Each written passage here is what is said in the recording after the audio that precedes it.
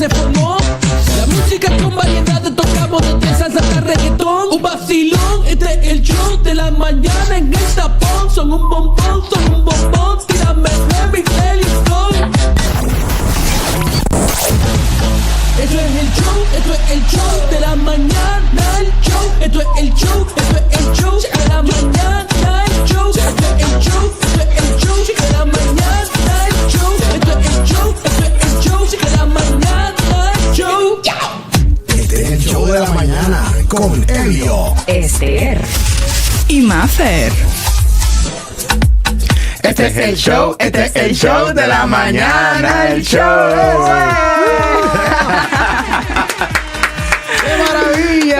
¡Qué maravilla, señoras y señores! Regresando con la última hora aquí en el show de la mañana en Tu Fiesta Radio a través de la 95.7 FM. Estamos aquí con nuestro Gainesville Police Department. Vamos a estar hablando un poquito de inglés, English, Spanish, French, German. No. Vamos a estar hablando español e inglés porque queremos aprender un poquito más acerca de el K9 Unit, que es la unidad canina para el Departamento de Policía. Así que este servidor, Elio Piedra y Mafer y González. Eso somos Tu Fiesta Radio. y we have a very special guest with us this morning. We have Corporal Wash from the K9. Good morning. Bienvenida. We're gonna be joking in Spanish and English all over. I got the jokes. I just don't have the Spanish down yet.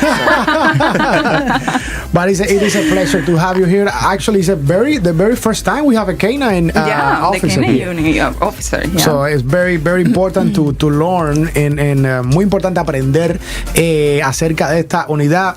Because, as I was saying, sometimes we assume that we know and we don't. And education, it is that's our thing. You know, I remember when I was talking with Chief Moya, we were talking about this aspect, and he was like, I am very good at this. And I would say, like, we are very good at being passionate about education. Because a person well educated, you avoid mistakes, and you can be more responsible about the decisions that you make. So, with that being said, talk to us about what's the K9 unit about. What's the ultimate goal of the K9 unit? So the ultimate goal of the K9 unit is we're technically what we're referred to as patrol support, meaning we're there to help patrol, which are the officers day in and day out who are responding to calls for service. And essentially we're using the dog as a tool. The dog is a locating tool. So that's his main function, is to find things that we as human beings are incapable of finding. Yeah. What can you say? Can you translate? ¿Puedes traducir para nosotros? Sí, claro que sí. Y yo he trabajado con la Corporal Walsh y su canino en muchas ocasiones, y él de verdad que ya lo dijo perfectamente. El propósito de la unidad es dar soporte a los oficiales que están patrullando regularmente en llamadas de servicio, y el propósito del perro canino, su entrenamiento, es encontrar. Vamos a encontrar algo que nosotros como humanos y nuestros sentidos no vamos a poder encontrar nunca. Exactamente. Y para esas personas que están en sintonía, Corporal González Walker, bueno, ya la audiencia está más que habituada a tenerte aquí, como que no ni preguntas. But it's very important when we talk about the K9 unit, something that I didn't know. I actually learned a few months or years ago when the controversy and everything that was happening with the K9 unit and the city is that the dogs, they actually serve as officers as well, right? So they are trained and they are an officer themselves. They belong to the person that handles them. How long have you been with your dog? What have been the process, the training, and yeah? So I was appointed to the K9 unit in 2020, so just about 4 years now with my dog. He's 5 years old. Whenever I got him, he was just over a year old. So initially, to start out, the state of Florida mandates 480 hours of training just to attempt to do a state level certification, which actually I was talking earlier, we are due. We have to certify every single year, and we're due to certify tomorrow.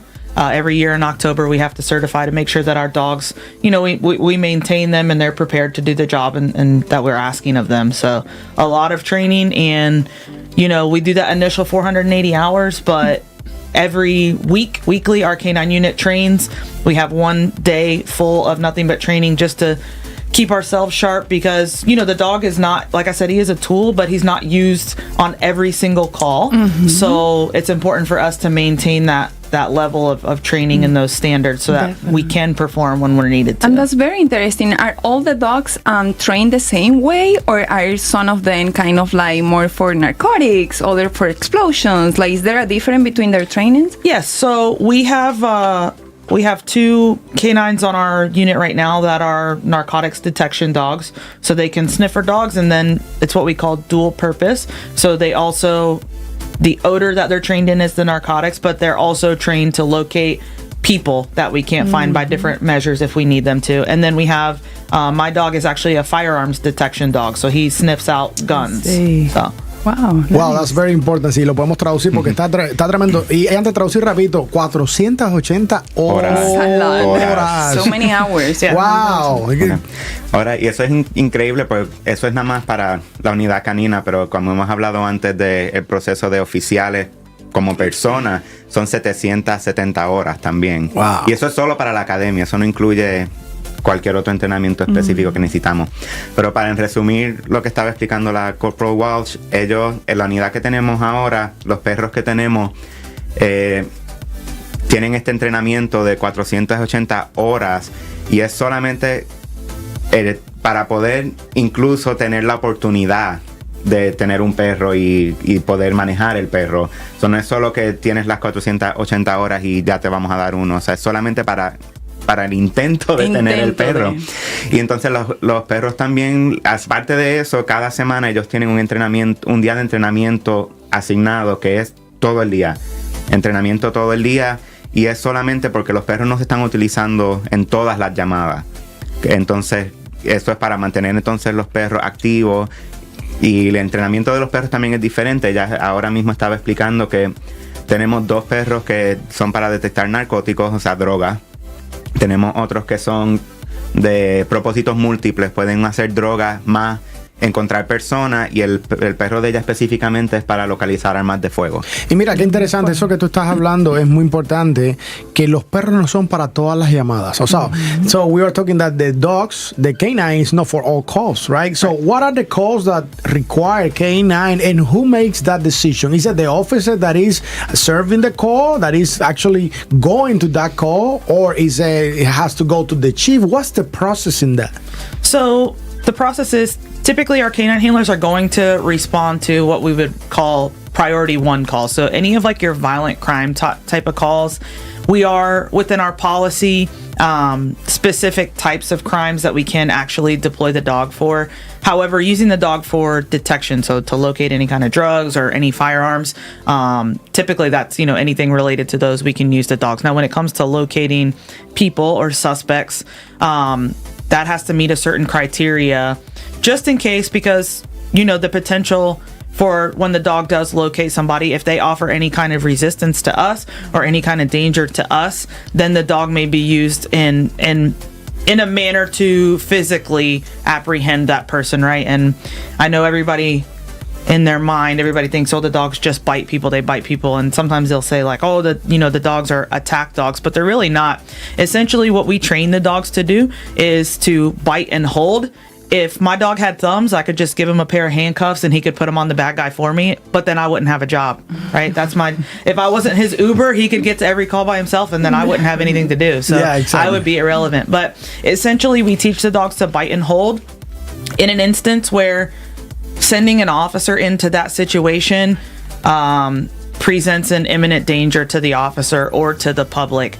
So as bad as it sounds, unfortunately, the dog, in his bravery and in his mind, he doesn't really know, but we're sending the dog out in front of us into those situations where we don't necessarily want to risk the life of an officer. So that's why they are considered officers with us, because, you know, they're making that same sacrifice every time that we're deploying them. There's a potential for them to be hurt or killed whenever we're using them. Exactly. If we can translate that.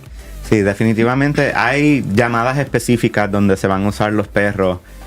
Usualmente son lo que le llamamos las llamadas que son violentas, que tal vez estén relacionadas con algún tipo de arma de fuego, O sea, algo bien serio.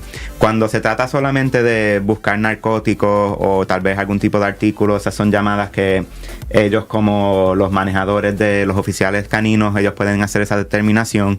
Pero cuando estamos tratando de buscar sospechosos o personas donde la probabilidad de mordida para detener a esa persona es alta, entonces por procedimientos y pólizas esa decisión la tiene que hacer el sargento o el teniente de ese turno.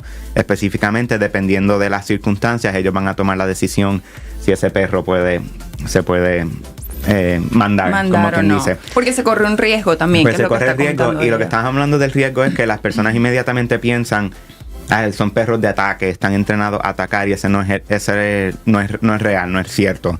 El entrenamiento es, el perro va a morder y va a aguantar. Es como quien dice el contacto inicial, y lo hago así porque la gente que nos está mirando lo pueden ver. El perro va a morder y ahí se quedó, va a aguantar.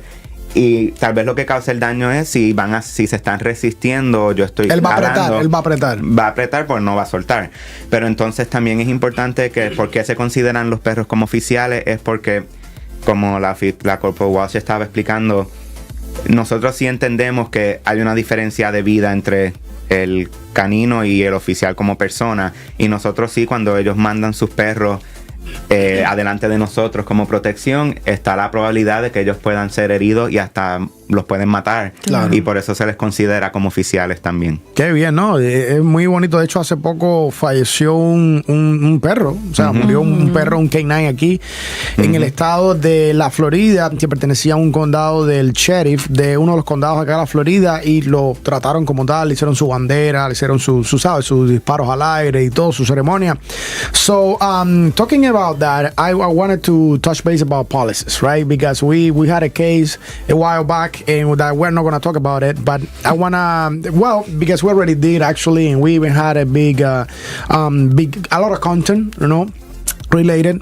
But in case you don't know, it was just it was related to a canine that happens to damage a little bit on the face of this person, and I think as a result of that, the person actually lost one of his eyes. And then, so what I want to know is how that event impacted the policies. Anything has changed? Is it the same? Do you know anything about that? Yeah, so our policies did change. I would say I don't want to use the word restrictive, because like I said, when there's a need for the dog to be used, like, we're going to use it, but it was a little bit more specific with the intent of when the dog can be deployed. And as of now, it is similar to our pursuit policy, like for vehicle pursuits, where if it appears that the need is met for the dog to be used to locate somebody, as long as it meets the criteria for that violent crime, that violent felony crime, then as long as the shift commander, the lieutenant who's working, typically the canine handler will get with them, say, hey, this is going to fit within our policy. The shift commanders are aware of what the policy is and what the crimes are that we can utilize the dog for, and then the shift commander is just going to say yes or no. And I take pride. I'm our actual canine unit trainer. I take pride in training our canine handlers to be extremely familiar with that policy. So if a canine handler is asking to say, hey, can I use the dog in this? I think this is a good situation to use the dog. It's never not going to meet policy, because they know it so well. We're never going to ask if it's going to be a no. So just a little bit different of the process as far as the application of the dogs and how we use them. I mean, that's pretty much the same for the same level of crimes and the same level of violence and stuff for those crimes. Can you guys share the dog between officers, or your dogs is yours and Daxi? Right, so it's one dog per handler. Yep, and that's, so when we do our certifications, you have to certify with that handler and that dog. So if a dog was previously trained with a different handler and maybe they left or something, and then the dog goes to another handler, then that new handler has to complete that 480 hours with that dog, and they have to certify with that dog. Wow, so. okay. Y la última parte, antes de empezar lo que es la póliza, Manfred estaba hablando de si tenemos solamente un perro y el perro se comparte, y la respuesta es no. Es un equipo. Es un equipo donde cada Cada oficial tiene un perro asignado. Tiene un perro asignado y tienen que completar las 480 horas y certificar con el perro y cada año certificar con el mismo perro. Y si se da la situación donde hay un perro disponible que tal vez su manejador se fue o ya no es parte de la unidad, el nuevo manejador que llegue nuevo tiene que completar las 480 horas con el perro y certificar de nuevo, que es un proceso extenso. Claro. Respecto a la póliza después de este evento que tuvimos ya, que se había discutido, la póliza cambió, pero no cambió en el sentido de que no vamos a decir que es más restrictiva, sino me acuerdo que hace unas semanas cuando estuve aquí estábamos hablando, cuando estábamos viendo el Monster Car allí que me pasó por encima en el servicarro, que estábamos hablando de la póliza de persecución de vehículos, de carros y de vehículos. Lo que hicieron es tomaron el criterio de poder perseguir personas en carro y como que lo hicieron como un mirror. Okay. Vamos a hacer que sea más o menos lo mismo para poder mandar el perro en estas felonías criminales, y para las que no midan esas felonías criminales o ese criterio, pues entonces hay más discreción para eso. Qué maravilla. O sea, tienen que haber como varios checklists para que pueda entonces suceder eso. Sí, así hacen el criterio, entonces el teniente, el shift commander, el teniente, entonces basado en eso hace la decisión. Y entonces lo que la Corporal Watch estaba explicando, ella es instructora de la unidad. Ella ha instruido a todos los oficiales caninos de saber esa póliza derecho, al revés, para arriba, para abajo, a los lados. Ellos nunca van a pedir permiso por algo que ellos saben que no puede, que no va a poder tener esos criterios. Por acá en The Audience nos están diciendo que tenemos que ver la película Rescue by Robbie.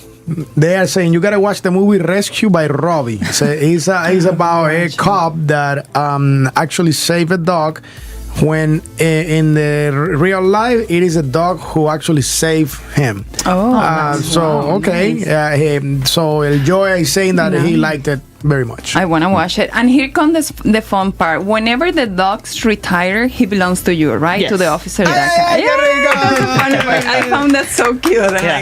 And he's very similar to me, and when we're at work, it's serious business. When we're at home, oh my God, he'll just lay in bed all day if he wants. He's just like a pet at home. So he's very friendly.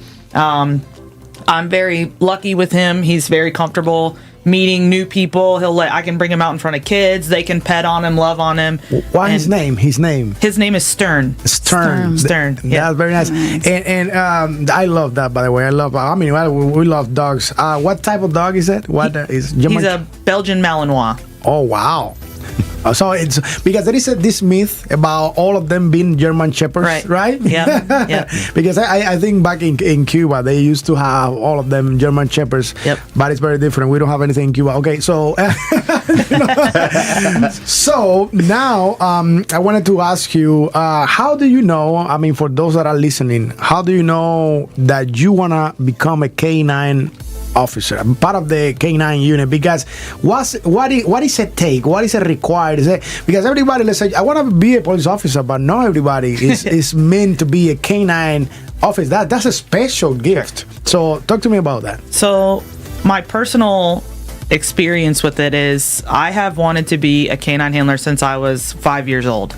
Wow. I was actually, my dad was back in the very early 90s when the show Cops was very popular, and my dad was watching the TV show Cops, and it happened to be an episode where they were using a dog in the show, and I saw it, and right then and there I just knew. I was like, yep, that's what I want to do. So I literally just never changed my mind. So I know a lot of kids when they're growing up, I want to be an astronaut, I want to be a doctor. I always wanted to be a K9 handler. I used to say, when people asked me what I wanted to be when I grew up, because I didn't know exactly what it was called, I just used to say I wanted to be a police dog. So police dog. And of course, you probably have the passion for animals as well. Yes. For dogs, you have to have the care, the training process, the everything. Really. Right, and that's what, like Ilio pointed out, it's a lot of people, they think that it's cool, right? They're like, oh, I get to work with a dog. Because that dog comes home with you, you are responsible for that dog for the remainder of his career until the dog does retire. So, it's not as easy for a canine handler to just say, oh, I'm going to go out of town this weekend, going to go on vacation, because you have to make arrangements for a specific person to care for the dog. You have to have fencing in your yard. You have to have signs. You are responsible for that dog's behavior 24/7, 365. So it is a huge commitment to become a canine handler. I have a question for you. Sure. It might be categorized as the stupid question of the segment, but excuse my ignorance. But they say that it's a stupid question, right? Because it leads to being more wise. Yes. You mentioned career and you mentioned retirement. Does the dog has a salary and either a pension once retired? So I like to say that my dog works for food and he works for toys, right? That's his paycheck. Okay. He'll do anything for a toy. So that's just part of the training process. So canine handlers do receive compensation. It's federal law because we are required to care for the dog off duty. So we are compensated for that off time and caring for the dog. But as far as a check cut to him, no. But there are some really great like organizations and stuff out there who provide, like if a department or something like that doesn't have the funds, or the unit is in need of something, there's a lot of great organizations that will step up and provide. Like all of our dogs have bulletproof vests, and those were all donated. So things like that. So the dog has bulletproof. Wow, that's amazing. That's amazing. Si pudiera compartirnos en español ahora, and we have another question for you from the audience. But sí, la Corporal Walsh está gozando, González, está gozando. No, es que gracias a Pampi con el café, gracias a Pampi con el café. No, la Corporal Walsh está explicando su experiencia personal porque es una unidad especial y la mayoría de los que estamos en el departamento tenemos esa base de que sí queremos ser oficiales, pero ¿cuál es tu núcleo? ¿Dónde vas a gravitacionar, como quien dice? Ella dijo que cuando tenía 5 años estaba viendo el show Cups y había un canino y ella desde entonces dijo, eso es lo que voy a hacer, y ahora está viviendo su sueño, como quien dice. She's living her dream, dream career. Yeah. And eso es lo más importante, eso es una bendición poder hacer eso. Y en términos de la Pero pregunta, es un compromiso fuerte, es un compromiso fuerte, como estaba explicando ella, de que es difícil irse de vacaciones porque ellos son los encargados de ese perro mientras están trabajando y mientras no están trabajando. Y comportamiento, actitudes, todo eso en compensa ellos ser responsables de ese perro. Incluso cuando el perro se retira, estamos hablando de por el resto de la vida del perro. Entonces el perro como tal, aunque oficial, no tiene un salario, pero sí dan compensación a los oficiales caninos para el cuidado del perro. Sí. Claro, el vet, vacuna, es como cualquier otro. Y yo tengo una pregunta para ella que ahora se la podemos traducir, porque, o sea, cada vez que me dicen algo, como que me viene una pregunta a la mente y tengo la curiosidad, como el perro está al cuidado de ella, ¿qué pasa si ella lo saca a un dog park, verdad? Y el perro muerde a alguien. Vamos hipotéticamente hablando, esto es una hipótesis. Let's say you go with your dog to the dog park, you guys are having fun, and the dog bites someone, just bite someone, because I know it's your responsibility, but is that on you or is actually it's on the department? How does it work? That would be completely on the canine handler. I mean, you're responsible for that dog. So I don't even bring my pet dogs to a dog park. I wouldn't recommend that for anybody, just because it's kind of like riding a motorcycle. It might be fun for a little bit, but it's not necessarily what you're doing. It's everybody else paying attention to their dogs. So I don't love dog parks. And I have other pet dogs at my house that my dog interacts with, and he does fine with them. But yeah, if something were to happen, that's why, you got to be very careful. You got to be like, I don't just have anybody like come into my house or come into, new handlers and stuff like that. They're with their house and their dog until you have a good enough relationship with your dog to build that kind of trust with him to know that, hey, he's going to be okay around other dogs, around other people, that type of thing. But you never know what somebody's going to do. And, but that's going to be on you to kind of try to prevent that from happening before in your personal life. I don't know. I am getting personal here, okay? So always. let's talk about your personal life for a second. Let's say this is so funny because normally I remember when I used to take my girlfriends home. I used to have a dog. His name was Nacho. Nacho used to jump on her, all jealous. Yeah, just jealous, like does it happen to you any time? Oh yeah, mean, it's funny because when I'm at home, I'm his favorite person, and he just wants to be like all over me. He jumps on me, wants love. If I love on my other dogs, he wants to get in between us and get his love. But at work, it's he wants everybody else's attention at work. It's pretty funny. Wow, So. very nice. Wow, that's how smart he is. Yeah. Amazing. And the question from the audience is, what is the most used or the best breed for canine? So typically, when you're looking at the dual purpose dogs, which are the detection and physical apprehension, where they're finding some kind of odor or they're finding and apprehending people, it's going to be a German Shepherd or a Belgian Malinois, which the Malinois is the breed that I have. And now, like with the breeding programs and stuff, a lot of these dogs come from overseas, like Germany. Yep, Germany, and there's like Yugoslavia, Hungary. There's a lot of different countries that they come from. Czech Republic, there's a lot of dogs that come from there. Oh, wow. But they will actually, now it's very common to see a hybrid where it's a mix between a German Shepherd and a Belgian Malinois. So the Belgian Malinois are kind of like, I like to call them like the sport model, right? So the German Shepherds are like your Cadillac, right? Your nice luxury vehicle, where the Belgian Malinois is like a Ferrari, right? If you want to take it on the track and it'll last a little longer, and it's a little bit more sporty, so it lasts a little bit longer. I have a question of something that I saw on a show. What does it mean? It wasn't a show, but it was like a case, and they deploy canine units around the house to see if something was happening. And both of them, they deploy kind of like two separate dogs.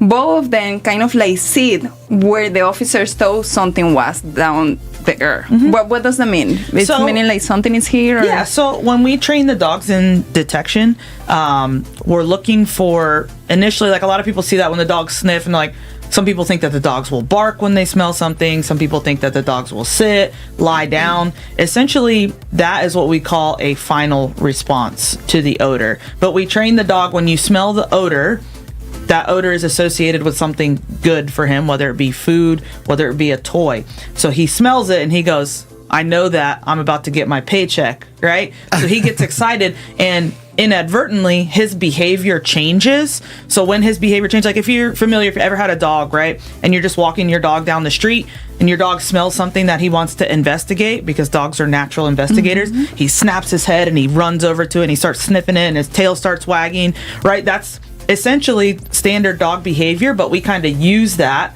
to associate it with the odor of those things that we're looking for, that they're trained to find. So when the dog does that behavior, we go, he smells something that he knows is going to give him a positive reward or response. Can to the that. sniffing abilities change depending on climate change or the environment? I think that's something they mentioned on that. Yeah, the environment definitely plays a big part. You think about odor, excuse me, odors in the air, it's a gas-like thing, so it moves, the wind can change it, the heat can change it, right, depending on the surface, like grass or like bushes, woods, like those type of things hold odor a lot more than like a parking lot or like a big open concrete ground or something like that. So yeah, people are here. I have a couple of questions for you. Wow, I have a couple of questions.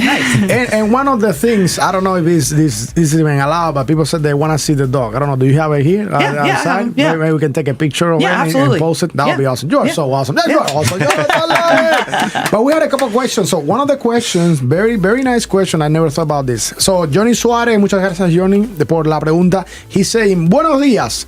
Are the caninos, the canine officers in the U.S. still begin their training in Germany? And if so, are the commands from the handler in German? So that is a good question. Like I said, a lot of the dogs are bred over there. They're, by the time they make it to the United States to be sold out here, given to departments, a lot of times like they're not really receiving any kind of formal training. So like when we get the dogs, if I look at the dog and tell him to sit, he doesn't know.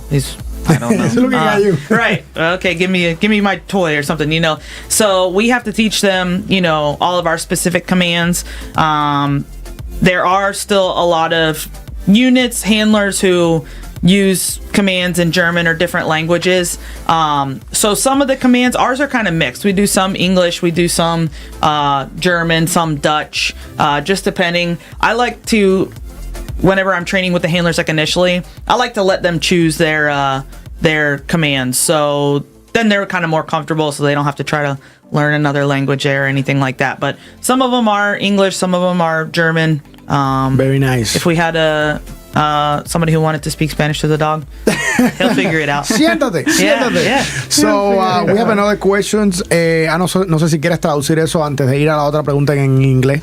Sí, no hay problema. Cuando los perros están listos para ser comprados o los traen, la mayoría vienen de internacional, o se están hablando de Alemania, República Checa, Yugoslavia, toda esa área de Europa Central. Los traen, pero no saben nada. O sea, como ya estaba diciendo, les puedes decir siéntate y el perro va a estar mirando como que... no sabe lo que está pasando. Dame comida. Entonces, así que ellos entonces... ella habla, por lo menos podemos hablar del departamento de nosotros aquí en Gainesville. Ella usualmente deja que los handlers escojan cuáles van a ser los comandos. Pero sí usamos una mezcla de comandos en alemán, algunos en inglés, pero usualmente lo que el handler se sienta más cómodo para hacer el entrenamiento un poco más fácil. Qué maravilla. So we are learning a lot. I am super excited because we never had a training a canine officer, but now we get a canine trainer. There you go. Trainee. So that's even more exciting. So Jose Castillo, gracias Jose por la pregunta, is saying, can all the dogs be trained as a police dog, or are there some dogs that need to show some type of skills that we tell they can be a police dog? This is a kind of confusing question. Hold on. I got it. I understand. Okay. Yes. Okay. So really good question. The way that I look at it is, it's kind of like being a police officer, right? It's not for everyone. And I have a lot of friends that are dear to me that I love very, very much, and I love spending time with them. I cherish them, but I would never say, hey, come be a police officer and work with me, because they're just not built for it. So it is exactly the same for dogs. When we go to test dogs about potentially purchasing them for our unit, there's certain tests that I need to see them go through. A lot of it has to do with like their confidence. A lot of it has to do with response. Yeah, with their with how they search. Like I want a dog that whenever he's searching for something, I want him to not want to stop searching. I want him to just keep hunting, because in turn, that's going to work really well for me. I don't want him to give up. I don't want a lazy dog. Like I've got Chihuahua at home, and he just wants to swirl up in a blanket and lie down, right? So it is very dependent upon the dog and their genetics, and that's why, a lot of these dogs are specifically bred for this, because the parents of them have showed those types of behaviors and skills and personality traits that we're looking for. Very nice. Corporal González.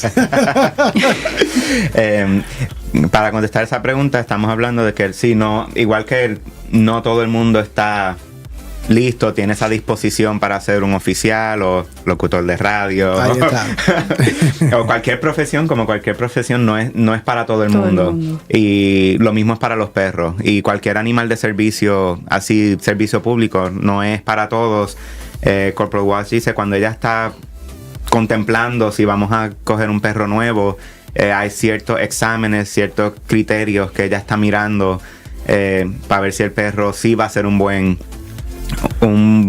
buena nueva adición al departamento. Y queremos perros que estén, como quien dice, como para las personas que se motiven ellos mismos, que quieran trabajar. O sea, no queremos un perro vago. Que le guste buscar hasta que encuentre. Yo conozco varias personas que son perros vagos. Óyeme, ¿qué te iba a decir? Señoras y señores, hemos estado conversando, en caso de que usted nos acaba de sintonizar, con Corporal Walsh. Ella es una entrenadora de la unidad canina para el Departamento de Policía de Gainesville, Florida.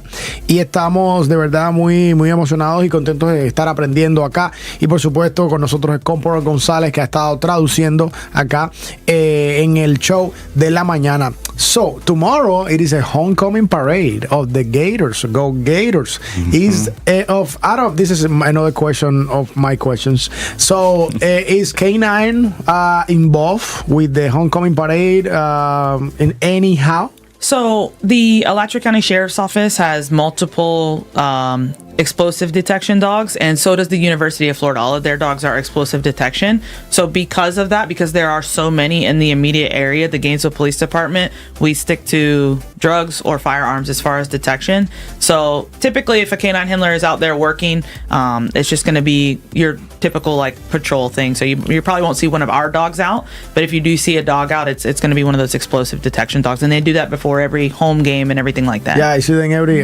time, all the time, every time. Okay, so I'll see you guys tomorrow at the homecoming parade. I will not be there, but enjoy yourself. Okay, well, are you gonna be there? Sí, yo estoy en I'll be marching on the honor guard. So I'll be there. I'll definitely be there. Yeah. Well, we're gonna be bringing the fiesta to you. Vamos a estar allá, Tu Fiesta Radio. We'll be there mañana. Es el homecoming. Y vamos a estar, de hecho, it's gonna be super exciting. We're gonna be performing with Independence Dance Studios, kids from all ages, dancing behind our float. It's gonna be very nice. Estamos muy emocionados. Así que, señores, gracias por la sintonía, el cariño y la preferencia. Thank you so much, Corporal Watch. Thank you guys very much for having me. I appreciate it. I hope you had a great time. I did, yeah. We really enjoy learning. This is such a journey of knowledge, you know, about the dogs, the training, the entire process. So, and thank you so much, Corporal González, as always. Como siempre. Yes, muchas gracias, fiesteros, por la sintonía, por el cariño y por la preferencia. Este servidor, Elio Piedra, Mafer, Corporal González y Corporal Walsh. Se despiden desde la casa de los latinos. En Gainesville, Florida, la casa de los latinos. Tu Fiesta Radio.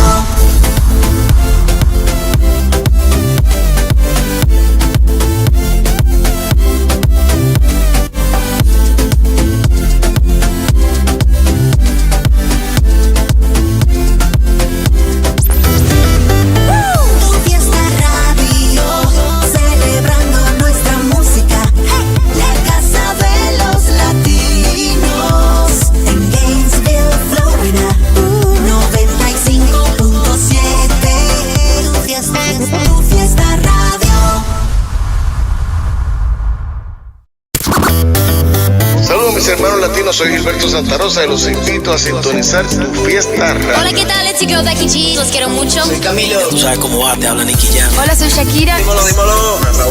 Nosotros somos el grupo Manana. Soy Melina León y sintoniza en Tu Fiesta Radio. Hola, ¿qué tal, amigos? Yo soy Juanes. Somos Flor del Tabaco y los invitamos a sintonizar Tu Fiesta Radio. La variedad 24/7.